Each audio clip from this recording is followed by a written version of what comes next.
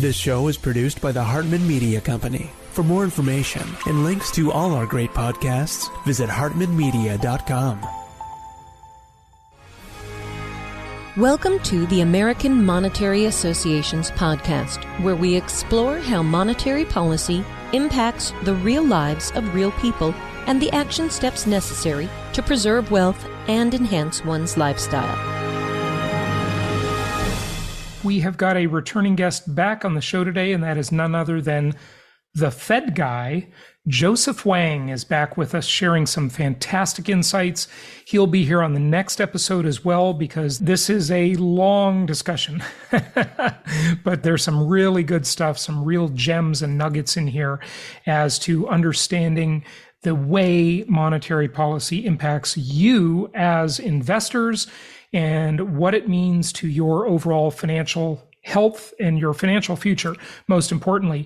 Two things to say before we get to the interview with Joseph Wang, and that is, number one, housing inventory.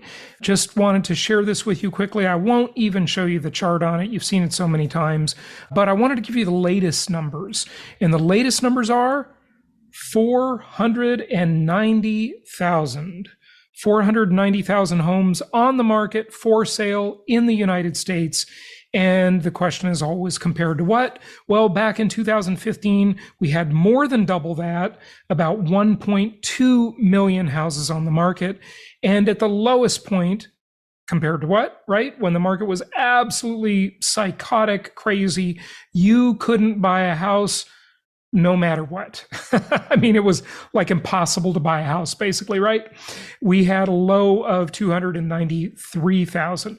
So we've tracked this inventory for you. We report it pretty much every single week, especially when there are changes. But inventory is down. It was higher just 2 weeks ago.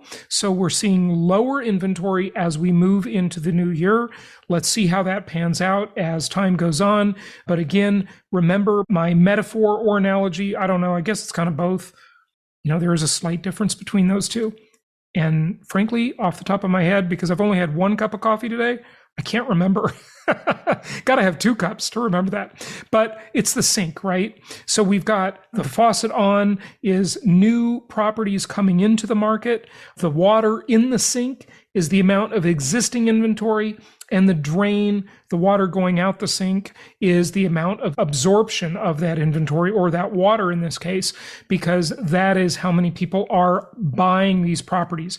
How quickly are buyers absorbing the inventory, right? Constantly adding to inventory with new properties on the market, current inventory, and then inventory being absorbed, moving out of the market, meaning properties selling. That is the best way to look at the market. I think really that's how you need to look at it. So just keep that in mind.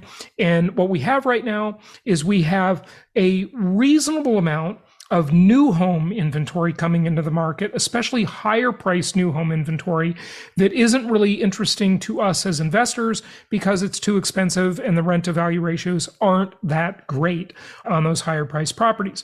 Very little, just a tiny trickle of entry level or lower priced properties coming into the sink, coming onto the market. And that is meaning that that inventory is especially low, much lower than the overall inventory numbers would indicate, because it's just a small percentage of that overall inventory. And then we have the existing inventory made up of resale properties and new properties.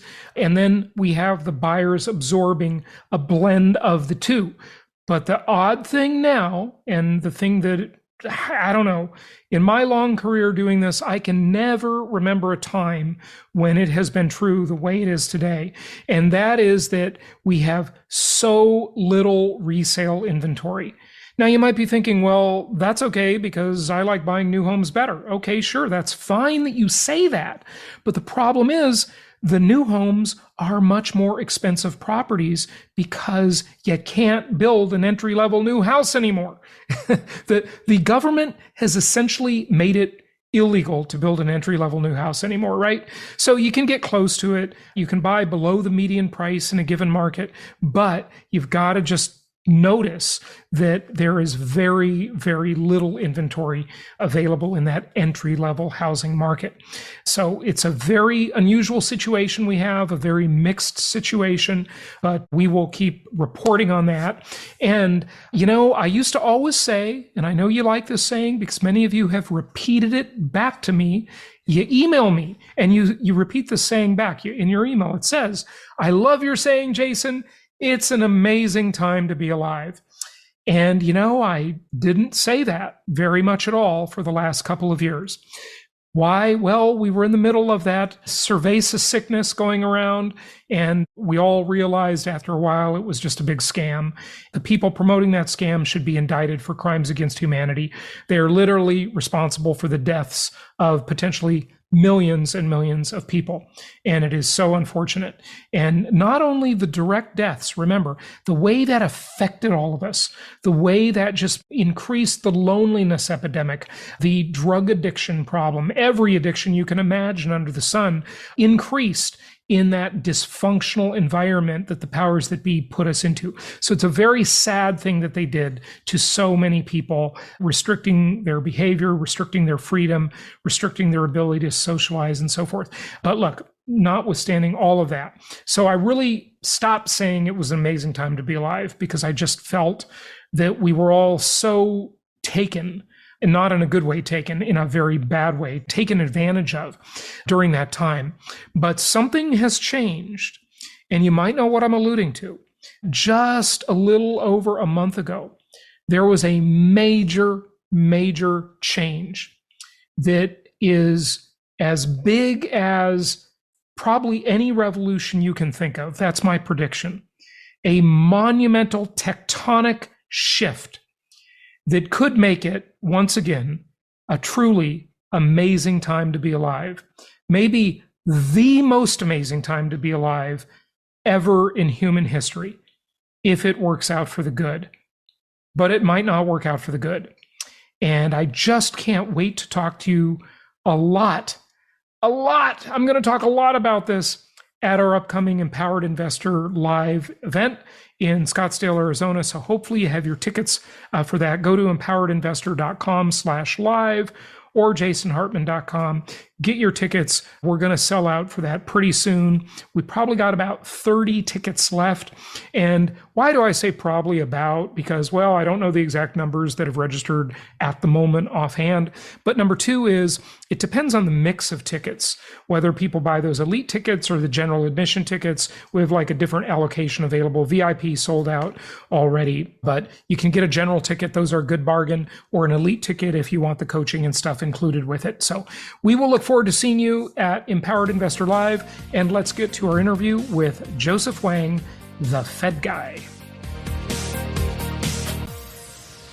It is my pleasure to welcome Joseph Wang back to the show. He was on several months ago, and he is back. He's known as the Fed guy. He's the author of Central Banking 101. And the Fed is arguably the biggest investor in the world. I don't know, maybe not. I think they are. And Joseph used to be a senior trader at their trading desk. So he had access to a lot of data and just a lot of interesting insights on things. Welcome back. Hey, thanks so much for inviting me, Jason. It's a pleasure to be here. It's good to have you. So are they the biggest investor in the world? Yeah, they are. They have, let's say $7 trillion in assets. You can think of it, some people describe them as the world's largest investment fund because they basically print money and they buy assets and they're ginormous. It's a bit different though, because if you're the Fed, you're not trying to make money. And that really changes everything because if you're not trying to make money and just trying to shape policy, then you buy no matter what the price is. So why would you say they're not trying to make money? I mean, when the Fed deploys its printed capital to invest, why wouldn't it want to have those investments grow? Yeah, so because you're doing something different when you're the Fed. So if you're a private investor like me and you, we're buying something hoping that in the future it will appreciate and we'll make a little bit more money off that. But when you're at the Fed, you're not trying to make money. You don't need to make money. You can just print all you want. What you're trying to do is influence interest rates and thus ultimately influence economic conditions. So the Fed is in charge of, let's say, inflation. Its goal is to have full employment and stable prices. The way it goes about doing that is by changing interest rates, by influencing interest rates. And the way it goes about influencing interest rates is going out and buying a lot of securities. Now, if you go out and buy, let's say, 5 trillion Treasury securities, it sounds reasonable that the yield for those Treasury securities will go lower. So you're influencing interest rates, hoping to influence the real economy. You're not trying to make money. That's basically how they do. That's how they operate. So a couple of things in your bio I just want to ask you about, and some of these may be very elementary, but I just want to make sure that everybody can kind of understand this. Okay, so, it says, Joseph spent 5 years studying the plumbing of the financial system as a senior trader on the open markets desk. The desk sits at the center of the dollar system as its ultimate and infinite provider of dollars. So tell us about the desk, if you will. How many people are at that desk at the Fed? You worked there, and how many other traders were there? Yeah, so the desk is the Fed's trading desk. So the way that the Fed is organized is that you have the Washington, D.C., which is the Board of Governors, which is the center of power for the Federal Reserve System. But you also have all these different reserve banks, Reserve Bank in New York, Reserve Bank in Chicago, and so forth. Yeah, 12 of them, right? Yeah. So if the Fed wants to go and actually do something in the markets, it asks its trading desk to do that. There's only one trading desk, and it sits in New York. So when you're thinking about the Fed going out and doing quantitative easing, buying trillions of dollars, that's done by the desk. If you're thinking about the Fed giving emergency loans to foreign central banks through the FX swap lines, that's also done by the desk. So since basically all this is done by the desk, I think of the desk as basically where the money printer resides. Now, they don't decide how much they print or who they lend to. That comes from DC. But the actual implementation of actually printing and lending, that's done by people on the open markets desk. The desk probably has probably 100 people. Oh, wow. So it's pretty big. So it's not just, we had the head office in New York, but also a satellite office in Chicago. So what happened was that in New York City, there was a huge hurricane, let's say 10 years ago, and that basically flooded all of downtown Manhattan. And then the Fed realized, the world might not like it if the Fed went offline and we couldn't be doing all these things in the markets. So we just set up a satellite office in Chicago, kind of as a way of insurance. Instead of in case anything happened to the main office in New York, we'd also have a satellite office in Chicago. So Joseph, I have to say, I beg to differ with you on that one. Some people might really like it if the Fed went offline. No, you want the stock market would go to zero or something like that. It's not good. And that would really hurt interest rates too and everything like that. But the desk also does something else, and that is that they act as the eyes and ears of the Fed. So, for example, let's say you're Jay Powell or someone sitting on the FOMC, and you see the stock market crashing, or you see interest rates wobbling around, and you want to figure out what's driving this. So when that happens, what you do is you ask the open markets desk to go and find out for you. So people on the traders, like what I used to be, would go and they would look through data. The Fed has tremendous amounts of confidential data as to what's going on. That's actually the next thing I was going to ask you about. But more importantly, though, beyond that, is that they actually have relationships throughout the financial community. So if you're the Fed and you call a bank, they have to pick up. So the Fed can basically call any of the big banks. They have relationships with a whole bunch of big hedge funds and foreign central banks, foreign investors, and so forth. Now, those guys, they don't have to pick up, but they usually want to have a relationship with the Fed. So you can talk to all these people on a confidential basis to get their views as to what's happening in the markets. Then you take that and you can basically report on up to let the Fed know, more important people know what's going on. So it's a really, really good way to understand.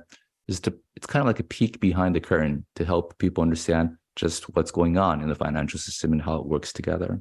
Looking on in your bio, and I wanted to ask you about the data, right? So it says the desk has access to virtually all regulatory and financial data, as well as open lines of communication with all major market participants, right? Which you just alluded to all of that.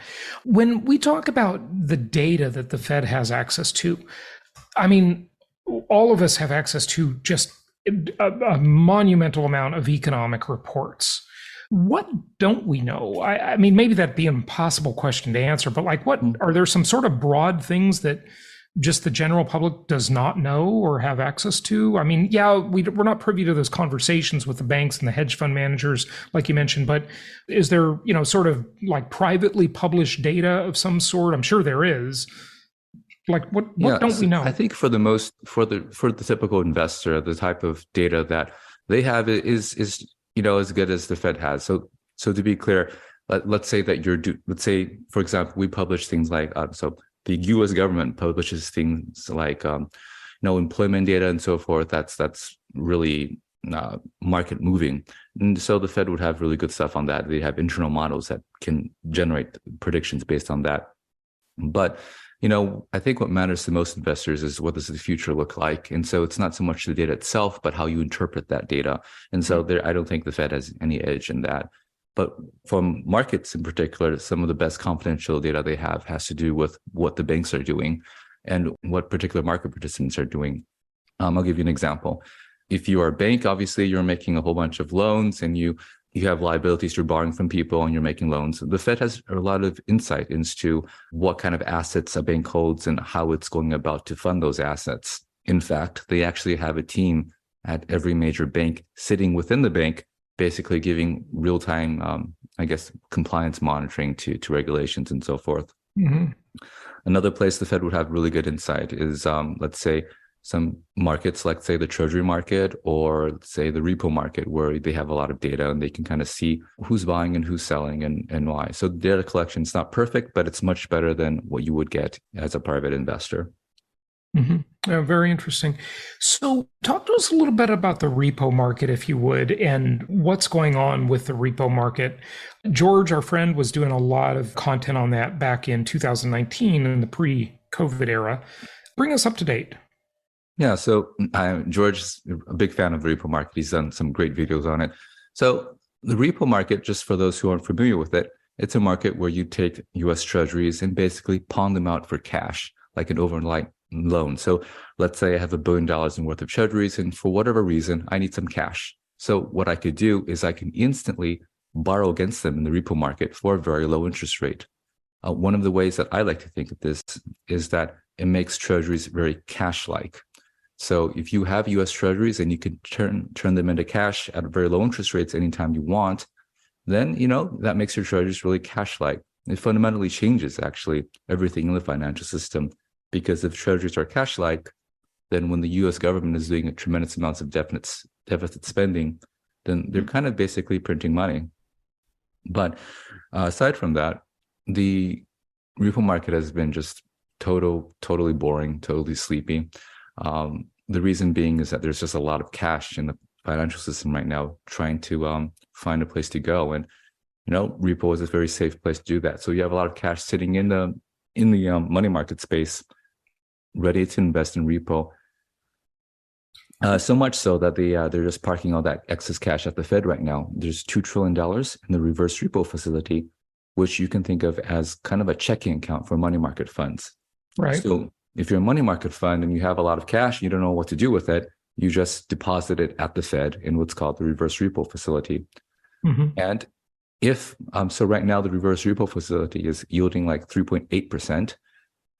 If a private investor wanted to borrow in repo at even 3.81%, so a difference of like 1 basis point, then you'd have a money market fund take money out of the Fed's reverse repo facility and just lend to them. That whole $2 trillion then is kind of weighing down repo rates. It's basically putting a pretty big ceiling on as to where they can go. And so that's what's making the market really sleepy. And I expect that to continue for at least another year.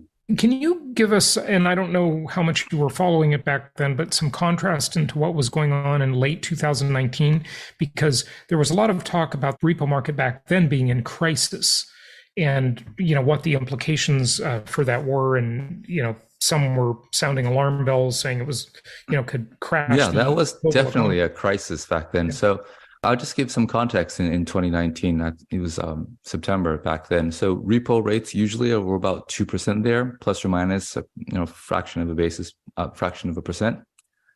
And in mid-September, when the repo market basically crashed, the interest rates went intraday up to as high as almost 9-10% before coming back down. And that's really unusual because you expect repo to be very sleepy, about 2% every day. It can be a crisis because a lot of people are basically borrowing in repo and buying US Treasuries. So, basically classic borrow short, lend long. So, and that's fine, except that one day, if your funding costs go way high, I mean, if you're a real estate investor, you can think of it as being on a variable mortgage, and suddenly your variable mortgage rates spike, and then, whoa, you can't afford it anymore. You have to fire sell your real estate assets. Well, welcome to 2005. So that was why it was such a problem. So the Fed saw that, and they immediately went in and did some emergency lending operations. They were willing to basically lend infinite amounts of money into the repo market, and that quieted it down. There's a really good question as to why the rate spiked a lot that time. The reason from my perspective is that basically you had a lot of people who were hedge funds who were borrowing in the repo market. They were borrowing a lot, steadily increasing, but the lenders in that market, they were the commercial banks, and they were slowly running out of money to lend, so to speak, because of quantitative tightening. And so when you have tremendous amounts of demand that's growing met with a decreasing supply of funds, then sometimes accidents happen. You hit an air pocket, as they would say in markets, and rates spike. So I don't think the repo market could spike this time around. That's basically impossible because you have $2 trillion left in the reverse repo facility. But what you could see a spike, though, is just treasury yields in general. And maybe we've kind of seen some of that earlier in the year, and in the UK as well, when you had the UK gilt market basically just gilt yield spike higher in a span of a day. Okay, so in talking about your book a little bit, I like how you divide it up. You talk about types of money, and then, the money creators, and then the shadow banks.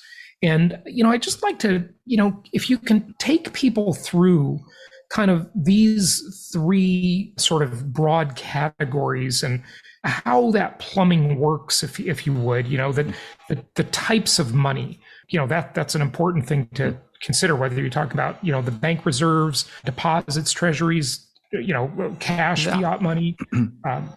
I think that's a really good point. And it's the key to understanding why, for example, why quantitative easing wasn't really inflationary. You have to understand what money is. I think the key insight that I would offer is that what money is really depends on who you are in the financial system. For example, let's say you're a retail mom and pop. What you think of as money are basically what you have in a bank. So they're bank deposits. However, if you're a bank, what you think of as money is different. What you think of as money are deposits at the Federal Reserve. These are called reserves. And if you're a huge institutional investor, let's say you have $1 billion to manage, what you think of as money is different as well. You can't think of as money as, if you have $1 billion, you can't deposit it at a commercial bank. Why? Well, the bank could go under. You're taking credit risk. So what you think of as money is actually like Treasury securities, debt issued by the government, because the government has a printing press. They can't go bankrupt. So these are different types of money, say bank deposits, reserves, Treasury securities, and they all interact in the financial system. Just as a way to illustrate this, let's think about quantitative easing. During quantitative easing, the Fed went out. They bought several $1 trillion worth of Treasury securities. They printed a lot of money to buy those securities. And many people were looking at this in 2009, 2008, and thinking that we would have imminent hyperinflation. But what they misunderstood, though, is that the Fed was printing all this money, these were reserves, and using the proceeds of that money to buy Treasury securities, which is another type of money. So it's like printing $100 to buy another $100. The amount of money in the system didn't really change, just the composition of it. The non-Fed community had fewer reserves, but more treasuries. It's a change in composition rather than quantity. And because of that, there really wasn't any inflation stemming from this massive printing. But what there was, though, and this is exactly as the Fed intended, was inflation in asset prices. This is because that money is not, even though, let's say, bank deposits, reserves, and treasuries are all money-like, they're not perfect substitutes. Let's go back. If you're a huge investor, suddenly, instead of having let's say $1 billion in treasuries, you ended up with $1 billion in bank deposits. Bank deposits give you 0% yield and they have credit risk. You can't take credit risk, or you need a little bit more yield. Maybe you go out and you buy Apple bonds, or maybe you go out and you buy the S&P. So you have this portfolio reshuffling that makes asset prices go higher. And of course, makes real estate go higher as well, because on margins, some people shipped out and they buy real assets. I'm almost surprised that you don't have listed here credit as a type of money.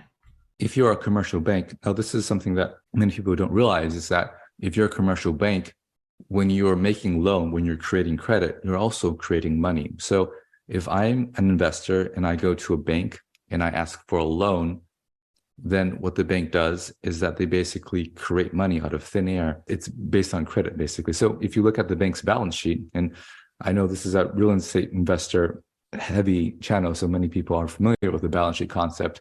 If I go to a bank and ask for a loan for $1 million, what happens on the bank's balance sheet? The bank's balance sheet actually creates an asset loan to me out of thin air, and then goes to its liabilities and creates $1 million in deposits to my checking account. It expands its balance sheet and creates deposits out of thin air. So then when I log into the bank's accounting system, I can see $1 million has been basically added to my account digitally. So that is credit-based money, and it's what underlies the vast majority of what we think of as money. So if you look at the financial system, almost, let's say, the vast majority of money, things that we think of as money, are bank deposits, and that's backed by credit, a loan that the bank made. In consideration how money is created out of thin air and so forth, there's a whole group of people that think deficits don't matter, debt doesn't matter. Modern monetary theory, or MMT, is the answer, right? We've got to stop worrying about all this stuff and just spend as much money as we want. Is that actually possible? I know my answer. That was a reasonable way of thinking about the world before 2021.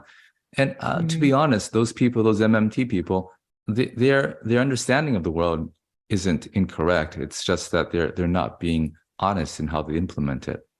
So at a high level, what the MMT people are saying is that, well, the government really isn't constrained by its deficit. Right. It can print and spend money.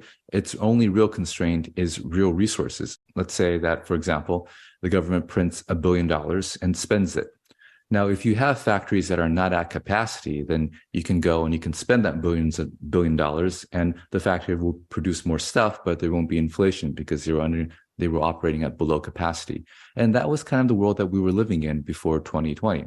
So we had a world where there's a whole lot of excess capacity in the world. So the MMT people were saying things like, basically, you can print and spend, and all that extra money will go and just make the factories work up to capacity. It wouldn't cause inflation. And, because the factories are producing more, you'd actually have more economic growth. And I don't think they were wrong in that. Where they are dishonest, though, is that they didn't follow their own advice. What they said was the real constraint to money printing is the capacity of the economy to produce, which is to say inflation. Now, going back to that example that I just mentioned, let's say you printed $1 billion and you went and buy stuff, but the factories, they were already operating at excess capacity. So you're basically trying to buy stuff from a factory. The factory can't produce anymore, so prices go higher. You get inflation. Now, in this world, what the MMT people had said was that, well, now we're at capacity, so we shouldn't be spending anymore. But they're not going to say that, obviously. They're going to say that, well, we got to spend even more so we can build new factories. So they're basically dishonest people that will say anything to get the government to spend money. So it's not that their theory is wrong of how the world works. It's just that they're not implementing it. And, I just think it's kind of like living in fantasy land. How can that work? I mean, capital formation comes from actual work and labor, right, or thinking, which is also work and labor. And you form capital and you deploy capital and you invest it and it creates wealth. And that's how a society and an economy grow. To me, that's just common sense. But what's interesting about the MMT crowd, and also the history of the Federal Reserve in parallel with the IRS, Of course, we all know the Federal Reserve was created, and almost immediately after that, the IRS was created. Because when you create money out of thin air, if you have the ability to loan it to foreign countries and the ability to tax your own population and require that they pay you in the same money you create, and require that the debts loaned to foreign countries be repaid in the same dollar that you created, then you create demand for your own currency. That seems like an awfully awesome ecosystem for, I wish I could do that because that's a great trick. That's where the MMT crowd kind of does make sense. I mean, I'm not saying that system is right. I'm just saying it works, Yeah. So one of the ways that they would talk about their prescriptions for high inflation, for example, is to raise taxes, because what happens then, you're basically, the government is taking in money and reducing the amount of money in the economy by taxes. And so that slows down inflation. I think that actually would work. Let's say, for example, we have high inflation today. What if the government raised tax rates to 80%? Then everyone will suddenly have a lot less money, and it'll be sent to the government, who would, assuming they're paying down their deficit. So then there's less spending power that people have, then inflation will come down because you just don't have enough money to spend. But in practice, that's never how it operates. It's hard to cut taxes. So yeah, right. Taxes never go down; they only go up overall. It seems. Yeah. We've had a good run in the U.S. for the past 2 decades. I mean, they were really high earlier, but I think we are probably moving into a world where taxes are going to be higher, simply because the politics behind it were just more populist, I guess. So it's more. Well, just speaking to that, and I don't want to get off on a tangent on this, because I want to ask you about what's to come and what your thoughts are for the future. That's what's really what people want to know. But this is a great education. But, before the Reagan Tax Act, I mean, of course, marginal tax rates were dramatically higher. But, there were all kinds of ways you could reduce your effective tax bill back then. And, that's what spurred all this investing into crazy things that don't work, like windmills. And imagine that we've got windmills back again. But you're saving the economy. That's priceless. It's worth everything. You're saving the environment. Yes, sure. Even though those are huge environmental polluters, but that's exactly. A different discussion. It takes tremendous amounts of resources, iron and stuff like that. It's just silly. This is all silliness. It's just silly. Okay, so just quickly though, before we get to predictions about what's coming, or at least thoughts on what's coming, the Fed, the commercial banks, and the Treasury, those are the money creators. How do they work together? Yeah, when they work together, they're freely, all forms of money are freely convertible with each other. So if I have a bank deposit, I can easily go and I can buy a Treasury, or if I have a bank deposit, I can easily go to a bank and ask the bank to convert that to currency, so a piece of paper. So when that happens, money is money, and if everything works well. But if you have a time when these different types of money can't be converted, then you can easily lead to panic, and that leads to a lot of disruption. Now, I'll give a couple examples. So the classic panic, of course, is if you have a bank deposit, but you can't convert that to currency. So you show up at a bank, you ask to withdraw money because you want some currency. The bank says, I don't have any currency. That's what James Stewart says in It's a Wonderful Life, right? Yeah. The movie, yeah. Then you have tremendous panics. So that actually used to happen a lot throughout the history of the U.S. So a bank would run out of currency. Everyone would think that the bank is going under. Then you could have long lines outside of the bank, everyone trying to withdraw. And the bank, which actually was in good condition, suddenly is in bad condition because they have to fire sell some assets to make those withdrawals. And then, that's bad for the economy, bad for the markets. Thank you so much for listening. Please be sure to subscribe so that you don't miss any episodes. Be sure to check out the show's specific website and our general website, hartmanmedia.com, for appropriate disclaimers and terms of service. Remember that guest opinions are their own, and if you require specific legal or tax advice or advice in any other specialized area, please consult an appropriate professional. And we also very much appreciate you reviewing the show. Please go go to iTunes or Stitcher Radio or whatever platform you're using and write a review for the show. We would very much appreciate that. And be sure to make it official and subscribe so you do not miss any episodes. We look forward to seeing you on the next episode.